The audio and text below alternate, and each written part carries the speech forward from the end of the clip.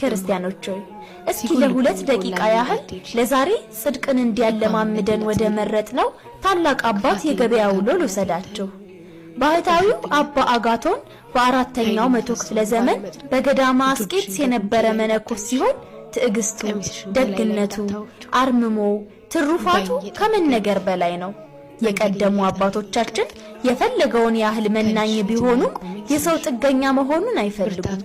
ሊሰራ የማይወድ አይብላ የሚለውን መለኮታዊ ትእዛዝ መሰረት አድርገው ከተጋድሎ በተረፋቸው ሰዓት ስራ ይሰራሉ።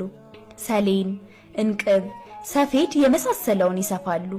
ታላቁ አባ አጋቶንም በአንደበቱ ድንጋይ ጎርሶ በእግሮቹ ቀጥ ብሎ ቆሞ እንቅቦችን ይሰፋ ነበር።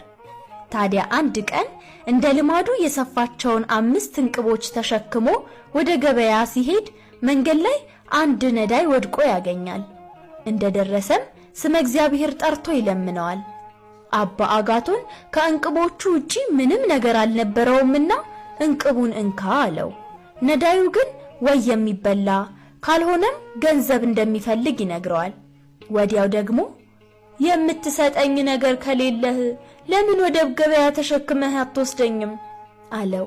የነዳዩ አካል እጅግ የቆሳሰለ በመሆኑ እንኳን ሊሸከሙት ሊያዩትም የሚከብድ ነበር። ጻድቁ ግን ደስ እያለው ያለማመንታት አንስቶ ተሸከመው።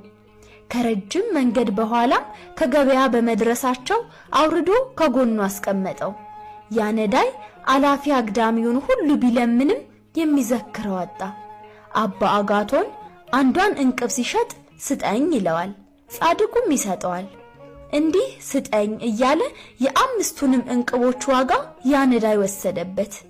አባ አጋቶን ግን ምንም ቂጣ ባይገዛ በሆነው ነገር አልተከፋምና ሊሄድ ሲነሳ ነዳዩ ወደ ቦታ የተሸክመህ መልሰኝ አለው። አባቶቻችን ትዕግስታቸው ጥግ የለውምና ጎንበስ ብሎ በፍቅር አንስቶ አዘለውና ሄደ። ካነሳበት ቦታ ላይ ሲደርሱ ይወርድለት ዘንድ ጻድቁ ቆመ። ነዳዩ ግን አልወርድም አለ። ጻድቁ ግን ዝም ብሎ ቆመለት። ትንሽ ቆይቶ ግን ስለለቀቀው ሊያየው ዞር ቢል መሬት ላይ የለም። ቀና ሲል ግን ያየውን ነገር ማመን አልቻለም። ደንግጦ በግንባሩ ተደፋ። ነዳይ መስሎ እንዲያ ሲፈትነው የነበረው ሊቀ መላእክት ቅዱስ ሚካኤል ነበር። ክንፎቹን ዘርግቶ በብርሃን ተከቦ በግርማ ታየው። ከወደቀበትም አነሳው።